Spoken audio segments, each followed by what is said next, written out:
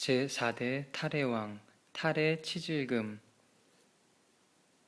탈해 이질금, 토해 니사금이라고도 함은 남해왕 때 고본에는 이민년이라고 했으나 이것은 잘못이다. 가까운 일이라면 노예왕 즉이 초년보다 뒤일 것이니 양위를 다투는 일이 없었을 것이다.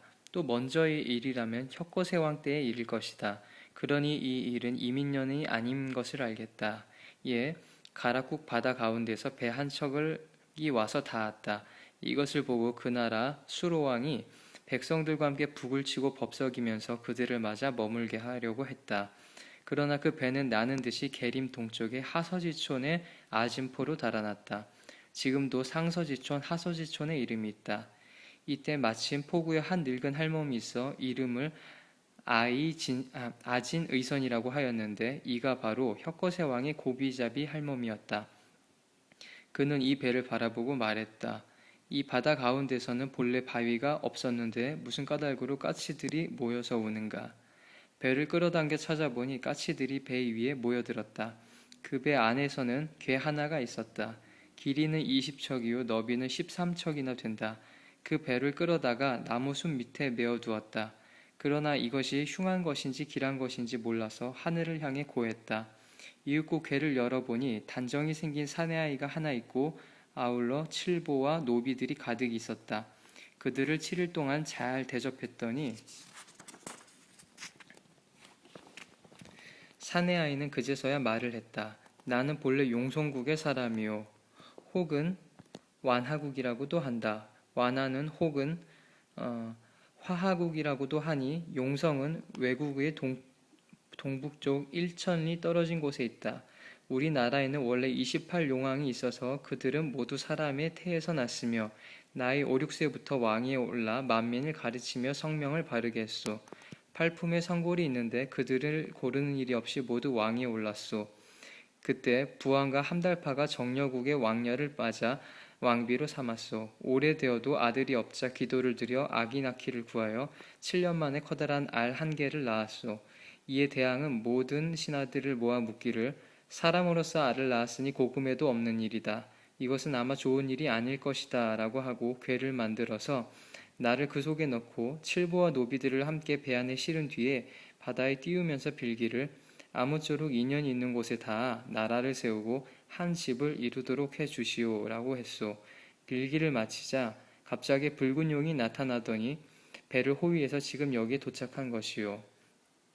말을 끝내자 그 아이는 지팡이를 끌고 두 종을 데리고 토암산 위에 올라가더니 돌집을 지어 7일 동안 머무르면서 성 안에 살만한 곳이 있는가를 바라보았다.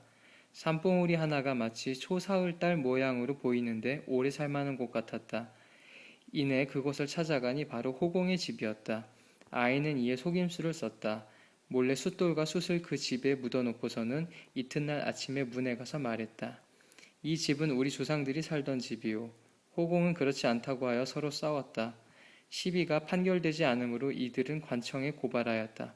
관청에서 묻기를 무엇으로 내 집이라는 것을 증명할 수 있느냐라고 하자 어린이가 말했다. 우리 조상은 본래 대장장이었소. 잠시 이후 고을에 간 동안에 다른 사람이 빼앗아 살고 있는 터요.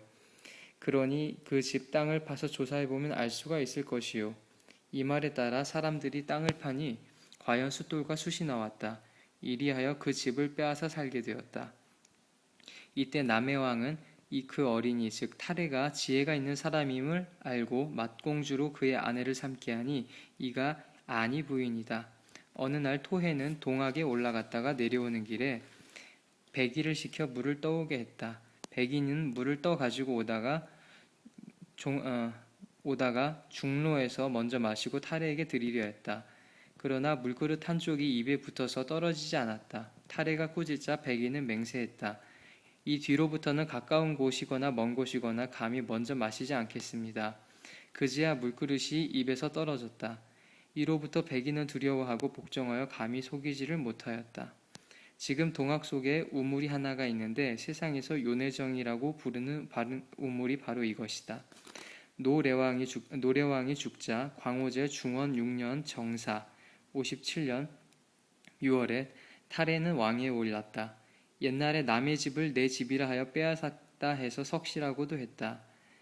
또 까치로 해서 궤를 열었기 때문에 까치 석사를 써서 글자에다가 세조자를 떼고 석시로 성을 삼는다고도 했다. 또 궤를 열고 알을 벗겼다고 해서 이름을 타례로도 한다고 했다. 그는 제위 23년 만인 건초 4년 기묘 29에 죽어서 소천구 속에 장사 지냈다. 그런데 뒤에 신이 명령하기를 조심해서 내 뼈를 묻으라고 했다. 그 두 골의 둘레는 석자 2치, 신골의 길이는 9자 7치나 된다. 이는 서로 엉기어 하나가 된 듯도 하고 뼈마디는 연결되어 있었다. 이것은 이른바 천하의 짝이 없는 역사의 골격이었다.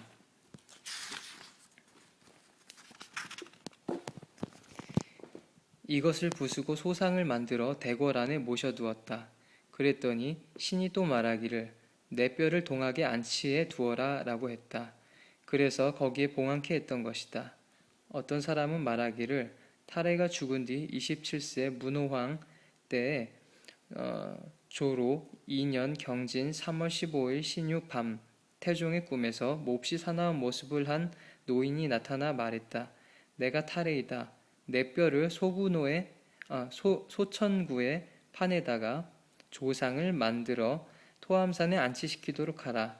왕은 그 말을 쫓았다고 한다.